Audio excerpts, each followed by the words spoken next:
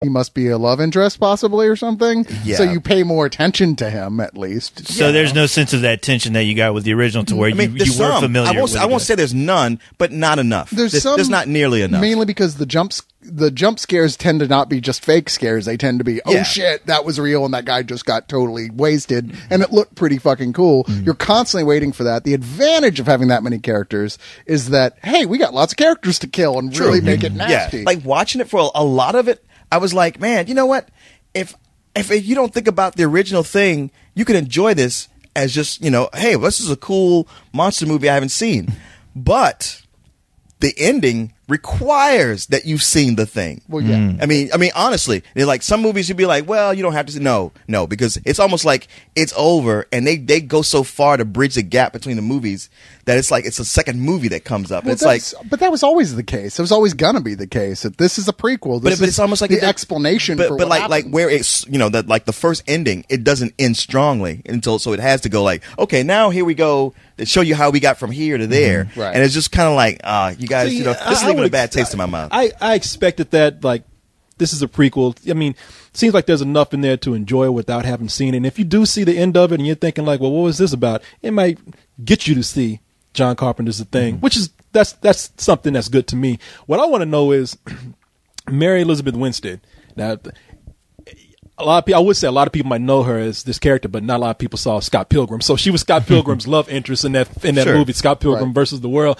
And a lot of people are saying, man, I ain't gonna go see The Thing. They replaced Kurt Russell with a chick in this movie, and it's like, and I think a lot of people are nervous because they were thinking, okay, we got a female lead in this movie. The movie's gonna like kind of pull back on a lot of action, and it's going to introduce possibly a love interest with like her and Joel Edgerton. They didn't do that. No, not only do they not do that, but this is her movie to carry, and she does. And she's totally non-sexualized in this film. This is not one of those just waiting for the shower scene type films. I mean, she Ripley it's character not that at all. No, you know what? You know that annoying thing Ripley does in the first Aliens, where it's like she's really tough, she's smart, she's getting out, but then she stops to go back for that fucking cat, and that's that moment where you go like, you dumb bitch.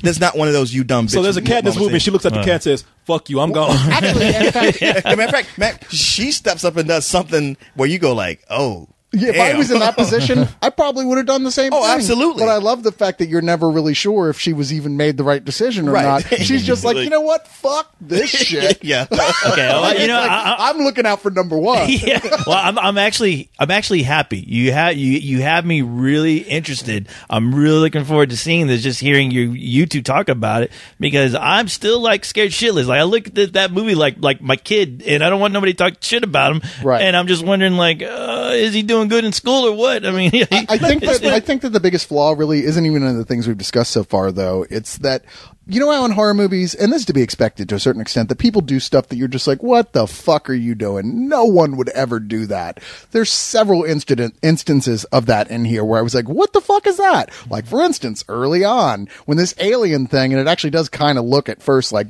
like the Giger aliens it's alien. Like a giant fucking black cockroach. Yeah, it's fucking nasty. Fucking black man or something. I was like, really? This thing's got a giant spike. like a beetle, It's got a giant spiked tail and talons for fingers, and they're like, I mean, clearly this thing was not built for hugging. And it busts out of the ice, and they're like, oh my god, it's out there somewhere. And what do? They walk around with flashlights looking for it. Let's just look out for it with flashlights. It's like, flashlights? What the fuck are you gonna do? Mildly irritate it to death? Gonna blind it. What is that shit? But they make up for that by the fact that it actually is pretty fast paced. There's a lot of killing in this thing. There is a lot. I mean, I thought there was a point where it slowed down. Like, I know they're building a tension, but I was like, maybe it slows a little too much. But then it gets going, and then it doesn't stop. Well, those parts where you don't get a lot of monsters, do they actually make an effect of the paranoia of people not knowing who is the creature? Not really, because during that part I'm talking about, it's more them just looking around. Yeah. That would have been the time to have the tension, the paranoia, and it's not. It's more them like, well, goddamn, where is that thing? What the fuck is back over here? Now, just the last thing I want to ask about is the score. How is the score for this film? You will hear strains of Ennio Morricone's original score for The Thing. I mean, that was intentionally brought into it, but there was nothing in it that particularly made me pay attention to the score. Yeah. I mean, it's one of those things that a lot of times in films like this, I'm just not paying attention to the score that much the first time around. I got to see it again to really judge it. So I'm not going to say it was like a bad score or anything. I just largely didn't notice it. There's shit happening so fast after a certain point that you don't have time for those long suspense scenes. I mean, the goddamn thing is everywhere, you know? Yeah. I mean, there's like 8 of them basically running around at once, you know, at one point, and you're like, oh, okay, this kind of sucks to be there. Yeah. The whole place is on fire around them, and they're like, oh. And there is weird shit like that where they're setting so much on fire. I'm like, you know what? You couldn't just stand around in a building that was this much on fire. That was one of those inconsistency things. And another inconsistency was the thing itself. Like, sometimes it could replicate somebody quickly, and other times it took a long time. And it seemed like at times, like, when you knew it could get small, but yet when it was convenient, it couldn't reach somebody because it was too big. Right. Or this, for instance, the thing, like, sometimes it would be smart enough to be able to know everything that had happened to a guy and be able to communicate with other people, but then it was not smart enough to figure out, hey, maybe I should just turn back into a person now and stop wandering around like a big, like, squishy looking monster. It might improve my chances of survival. It's far from a perfect film. I mean, it's full of flaws. I tell you right off the bat, and it's overall, you know, not all that remarkable, and yet the things it does right, it does very right. Can I ask you a question then? Sure. Did it kill the black man? Let me put it this way: is a black man out where there's nothing but snow and ice? Now, what do you think his chances are? No, I'm like Coles. I'm relieved that he got killed. You know, because I thought it was a creature that could like morph itself into anything, but then it'd probably be racist. Like, no, I don't want to be. Looking at the, I'd rather be an ugly monster from outer space than be a black man. You know, black. Well, he's a rich, successful actor. Yeah, but I'm gonna see how this alien thing works. I'd rather he turns into a black man, and first thing he looks around and goes, "Jesus fucking Christ, it's so cold. What the fuck?" Yeah, that's the reason why. I thought I'm just gonna look at that brother and just the brother be like, "What? I ain't good enough to absorb." I'd be like, "Hey, everyone, look at Mr. Echo. If he fucking starts acting like Flavor Flav, that's the fucking thing right there. All right." I just see a giant monster like even about to attack, and that brother looks around that creature like, ugh, me? Look at you. Yeah, look at you, Negro. At least I ain't you. What the fuck is that supposed to mean? I am surprised nobody just shot him just because they had the chance right there. Just threw his ass out there in front of the monster. I think that everything you're saying, we seem to be on the same exact page here. Yeah. Leon, like I said, there's a lot of stuff to like here, a lot, but it's like so intermixed with the flaws, and I don't feel like a lot of the flaws are really glaring. A lot of them, I went into this film looking for things to dislike because it is a prequel to one of the greatest sci-fi horror movies ever made. And it's been such bad word of mouth. You're like, all right, how bad I'm is sitting this? there waiting for this movie to not be that good, while at the same time desperately hoping that the few reviews I'd heard weren't true. And I think I came out the other side more satisfied than not, going, it's not going to supplant John Carpenter's The Thing. It's not even come close to supplanting it, but it's a decent splatter horror film in its own right. And I give it a matinee on that.